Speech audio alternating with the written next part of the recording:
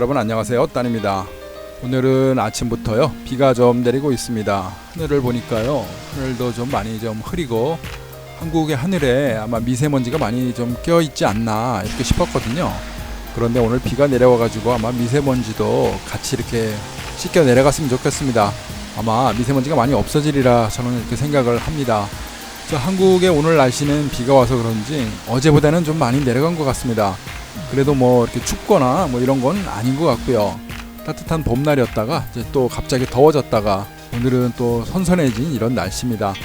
오늘 같이 이제 비가 내리고 이렇게 조금 뭔가 좀 날씨가 온도가 내려가면요 또 생각나는 게 있죠. 지금 뭐 추운 겨울은 아니지만 그래도 이렇게 비 내리는 날 소주 한 잔에 뭐 시원한 국물, 저는 뭐 이런 것들이 좀 그리웠거든요.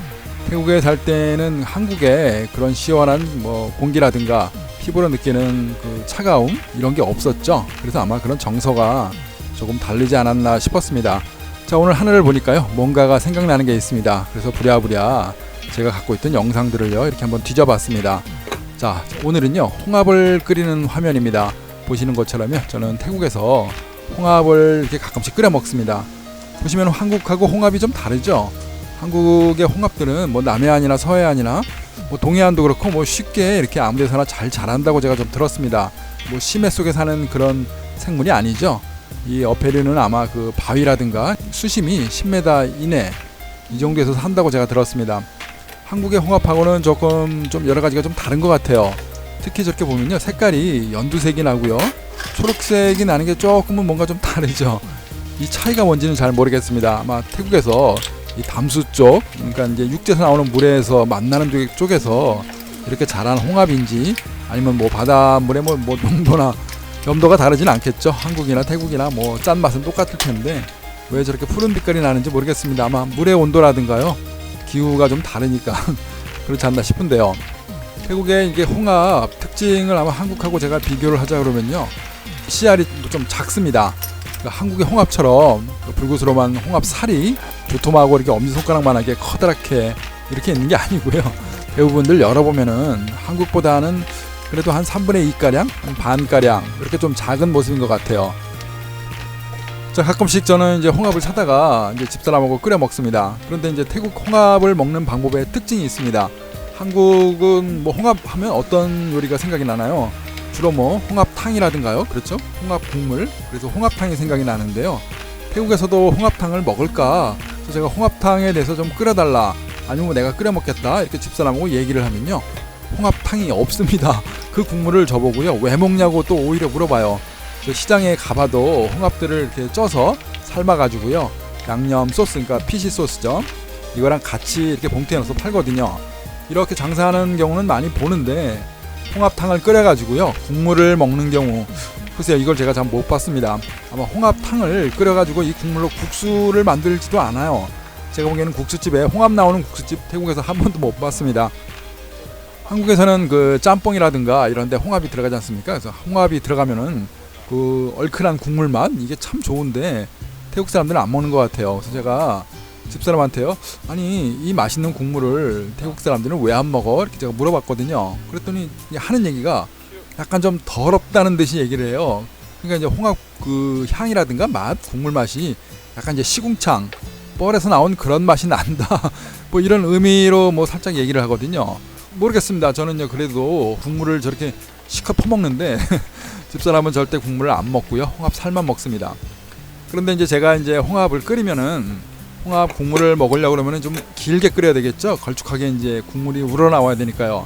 저렇게 보시는 것처럼 화면처럼요 뽀얀 국물이 나오려고 그러면은 조금 오래 끓여야 되는데 그렇게 끓이다 보니까요 안에 홍합 살이 많이 좀 쪼그라듭니다. 아무래도 오래 끓이니까 얘가 열 때문에 그 모든 그 기운이 다 빠지고 알맹이가 작아지는 것 같아요. 그래서 집사람이 저한테 좀 불만이죠. 아니 왜 홍합을 이렇게 오래 삶아가지고 홍합살이 작게 만드느냐, 이런 또 불만을 또 저한테 얘기하거든요. 참 먹는 문화가 서로 다르고 뭐 좀 그런 것 같습니다.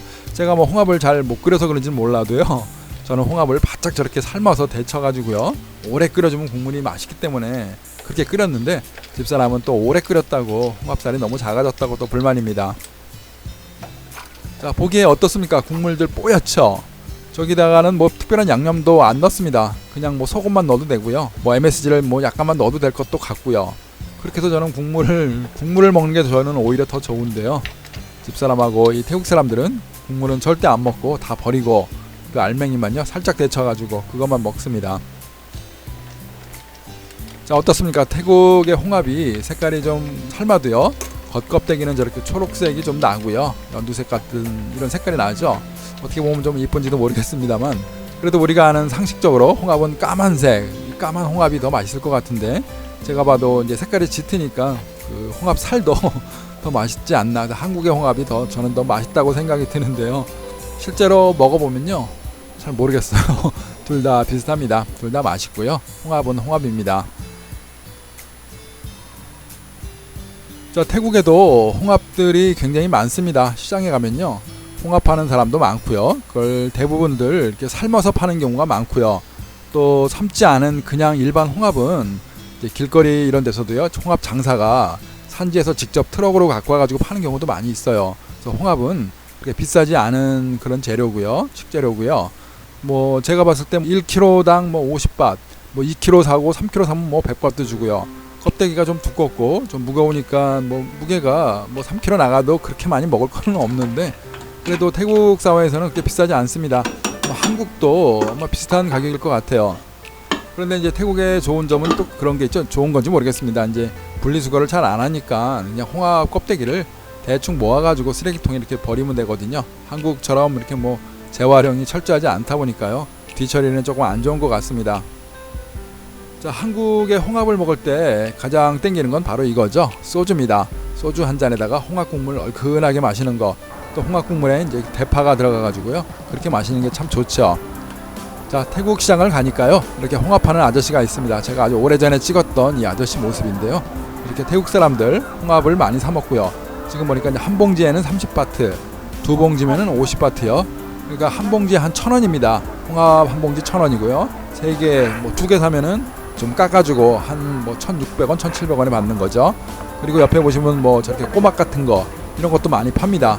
그런 걸로 봐가지고는요 태국 사람들도 이런 어패류, 꼬막이라든가 홍합을 많이 먹는 것 같아요. 그런데 이제 말씀드린 것처럼 보시는 것처럼 저렇게 살짝 데쳐가지고 이렇게 팔고 조금 반쯤 익은 거 이렇게 해서 먹는 걸 좋아하고요. 물론 뭐 홍합은 다 익혀 먹습니다. 홍합하는 아저씨요 매일 볼 때마다 바쁩니다. 그만큼요 잘 팔리고 태국 사람들도 많이 먹는다는 이야기죠.